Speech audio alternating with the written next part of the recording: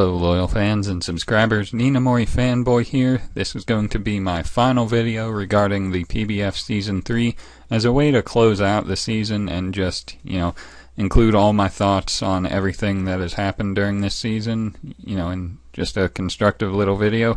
Hopefully it's a little video. I don't want this to be too long, but it might be. I actually have no idea. This whole thing is unscripted, so we'll see how this goes.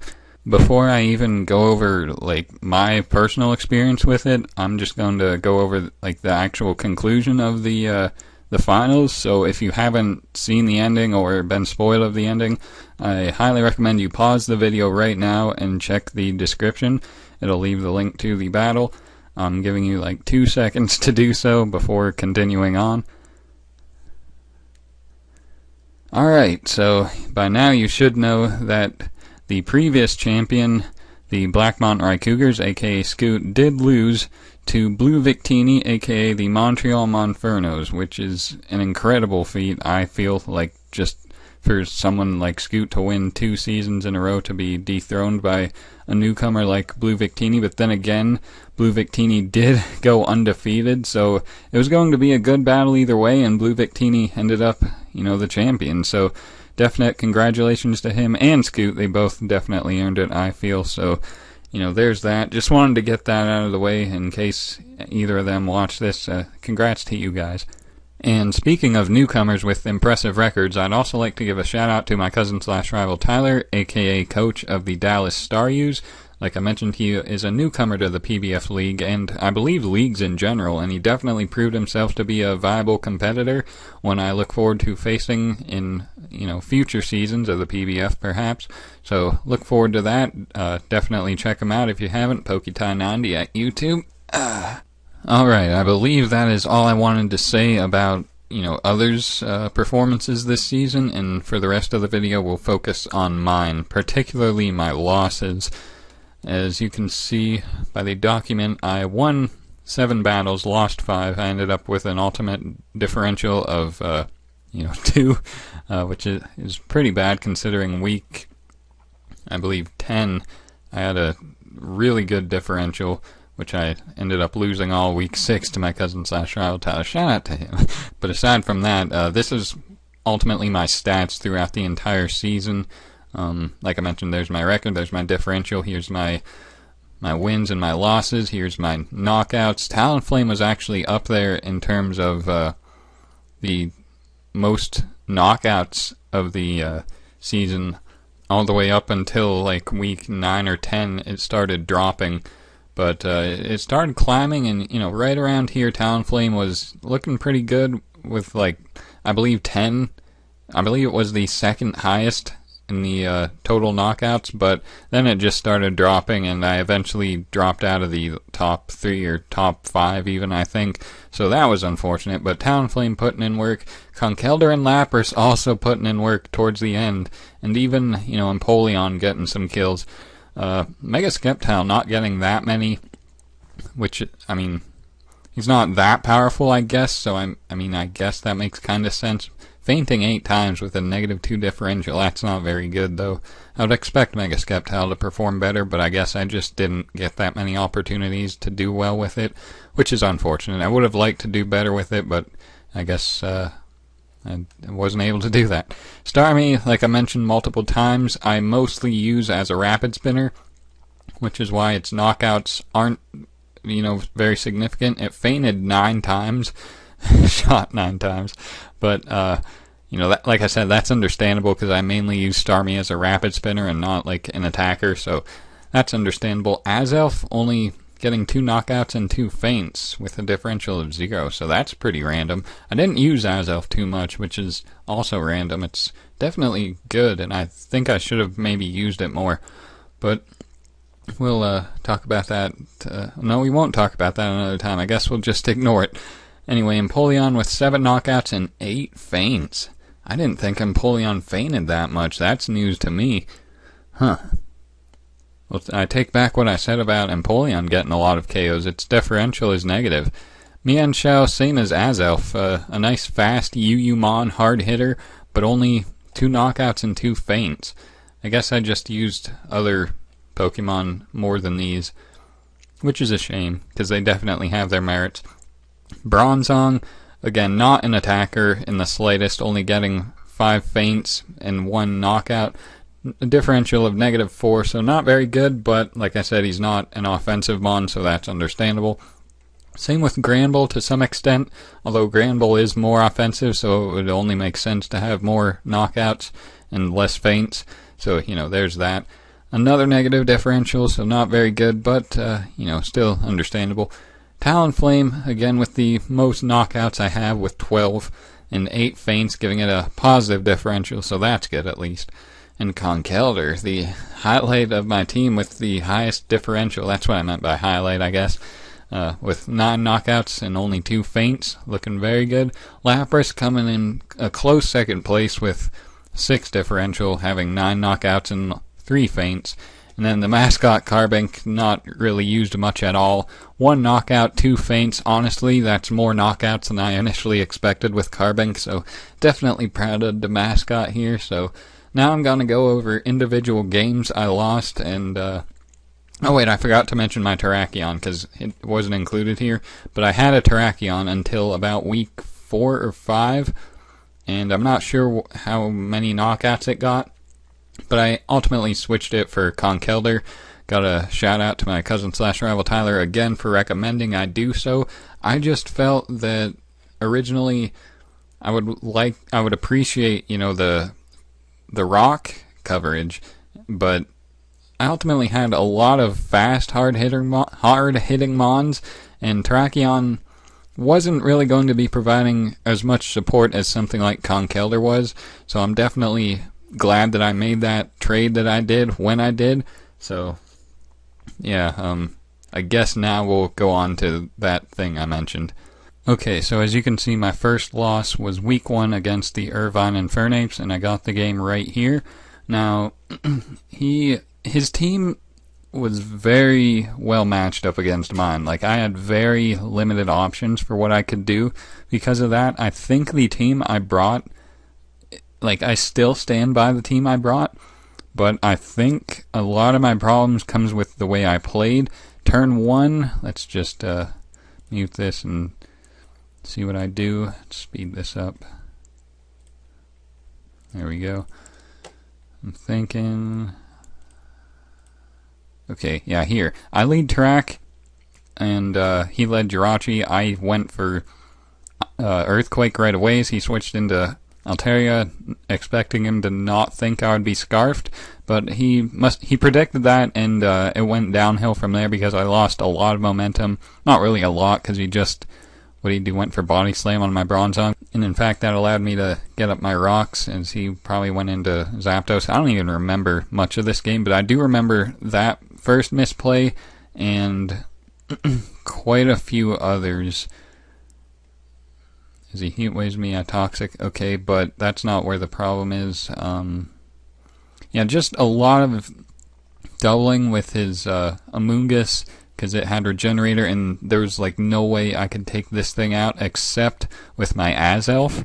And I didn't play the best with my Azelf because there was a point where I froze his intimidating...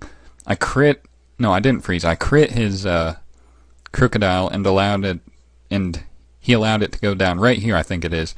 I go for Ice Punch, expecting the Crocodile, and I get a crit, which... allowed me to take it out, because I'm pretty sure with the Intimidate I wouldn't have been able to do near that much damage. But like I said, here I am able to 2-hit KO it, which got rid of one threat, and now, Jirachi is still a big check to me. I believe I'm sashed, so I do have the potential to stay in here, but there's no real reason to do that. And later, I'm not sure when it is, I actually... looking for Azelf in the preview bar. Is this it? Nope, that's Bronzong. Here.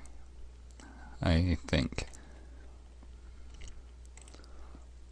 At this point, okay, that's not it. There was a point with my Azelf, yeah, it was before that, actually. I went for Zen Headbutt, thinking he had no more switch-ins, but he did still have that. Must have been right here. No. Where was it?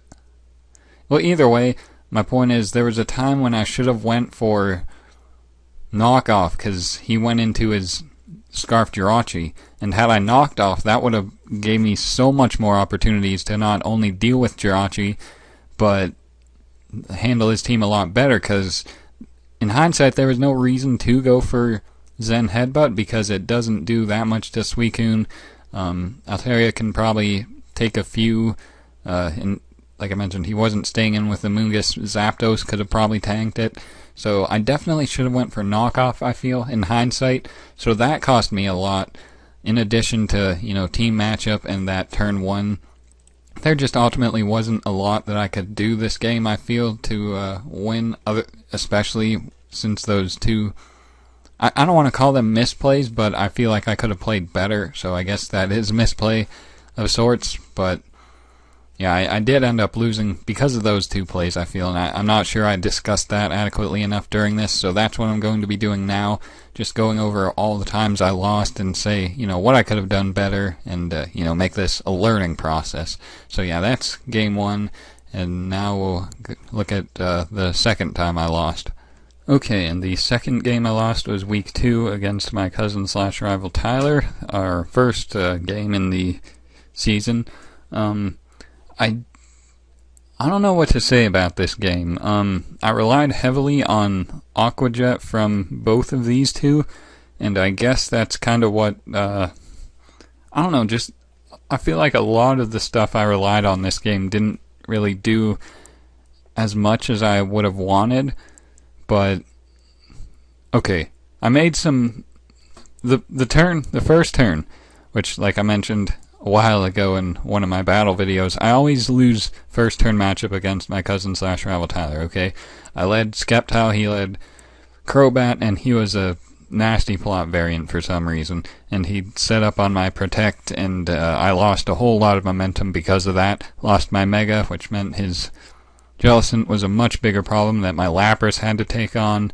I remember there was like a misplay, not a misplay, but like a 50-50 somewhere with him, I think my Talonflame was in versus his...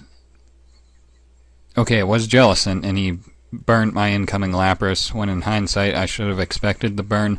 But then again, even with the burn, I felt Lapras was adequately capable of dealing with Jellicent. But eventually we got into a little stall war right here. Let's just speed this up again. And, goes for another cover. Mute that. So yeah, here I'm just continuously going for freeze dries, and he's continuously going recover and whittling me down with burn.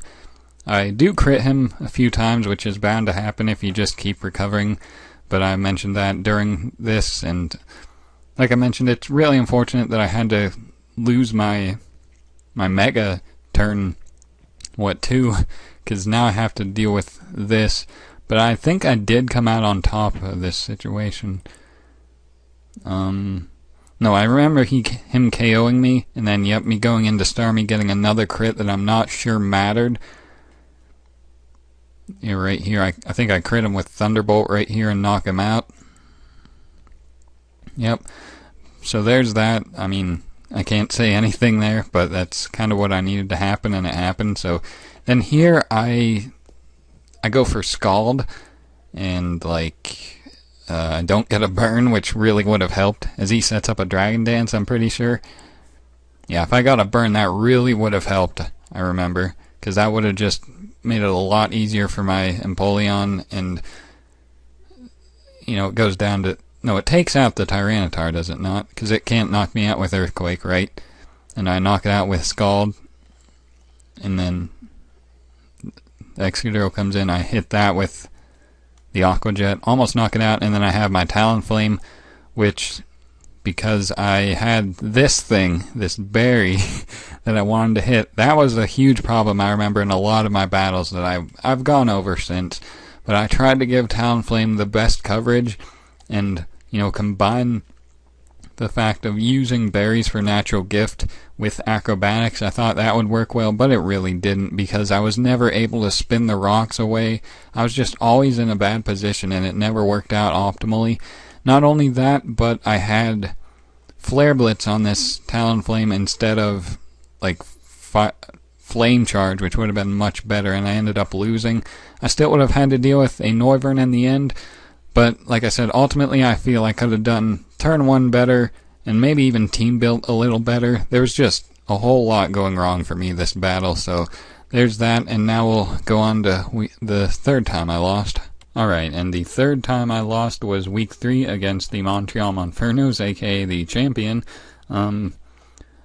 I don't even know what to say about this game. I think I gave Talonflame that berry stuff again to try to hit Heatran with a Natural Gift Ground, and he actually had Shuka Berry on his Heatran, which came into play versus my Sceptile because I got forced into a position where I needed to, be in versus it, and he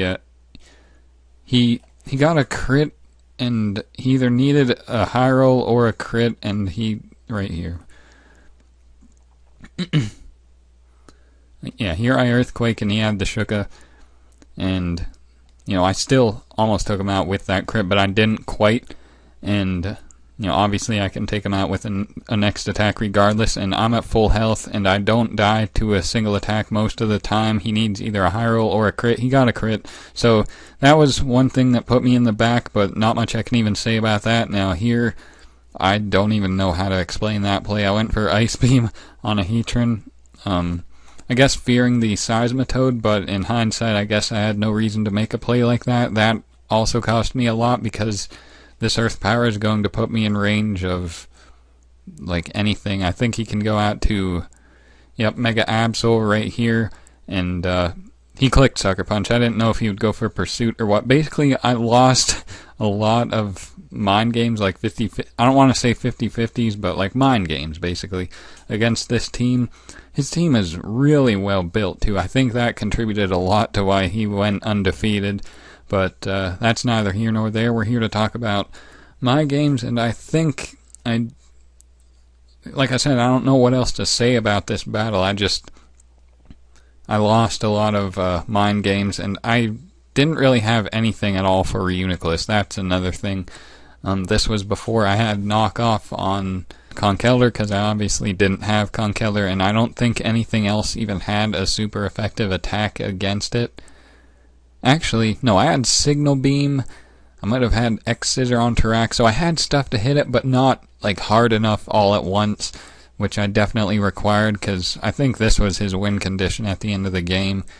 That's what beat me with it. And yeah, at the end you can see my Talonflame, pretty sure it had some berry shenanigans going on that didn't ultimately matter, and he ended up blowing me back with like +2 Psychic or something. I went for Overheat in case I crit him because this spread was weird, and I had like Brave Bird, which didn't work out because I needed health and I needed damage, and it's just all bad this game, so a lot to learn from this. So let's just stop talking about this and move on to the fourth one.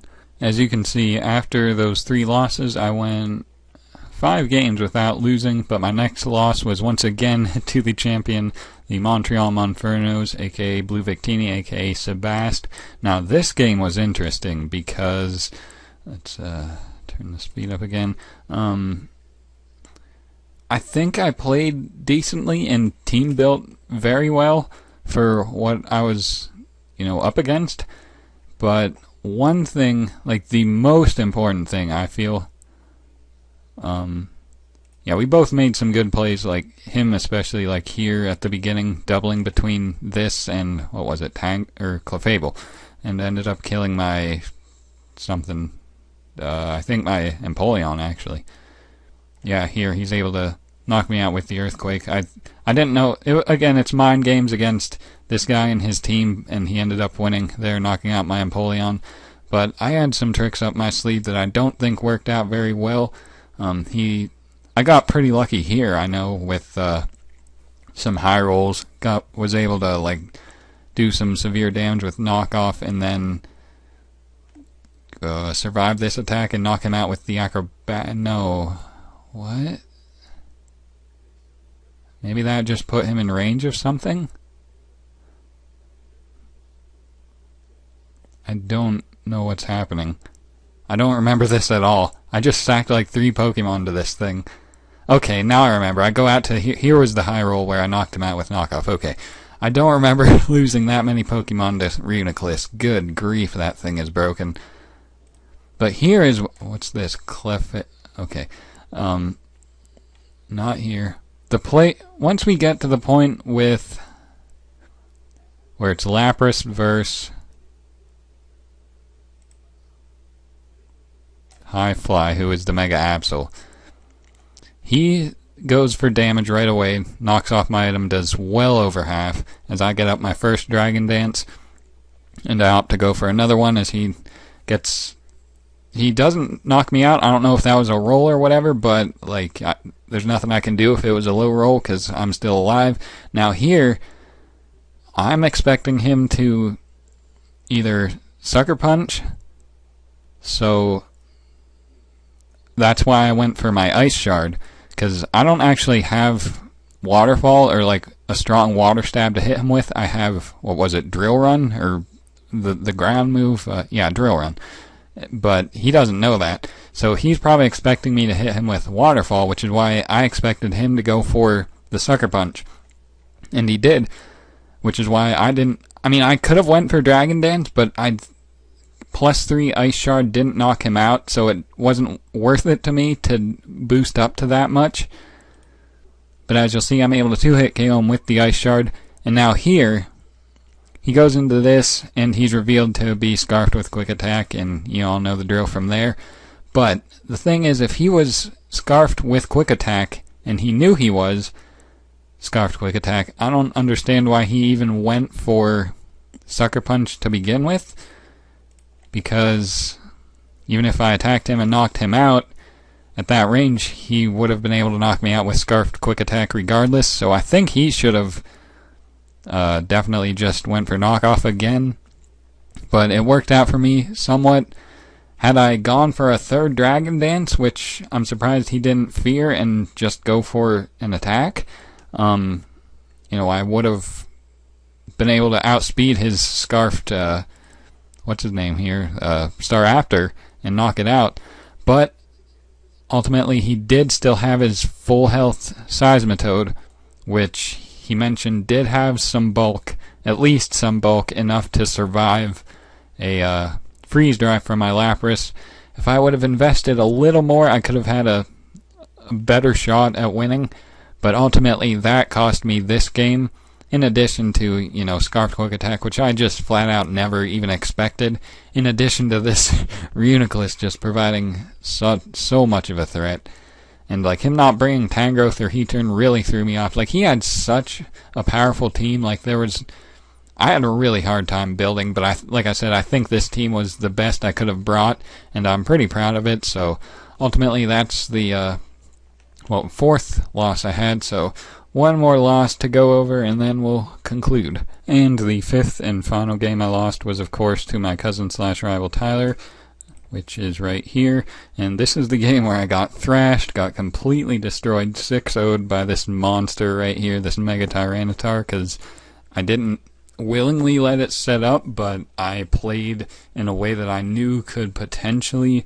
Actually, no, it hadn't crossed my mind because I was under the impression that Celebi could only pass special attack, and because, it nasty plots, and he actually had weakness policy, which passed special attack and attack, so he had a +2 Mega Tyranitar that just blew back my entire team. I did have Life Orb Mach Punch on my Conkeldurr that could have maybe OHKO'd. I think it was a low chance to knock it out from full, but he had Aerial Ace, which I didn't even know Tyranitar could learn, and he was able to knock me out, which I believe also was a high roll to knock me out.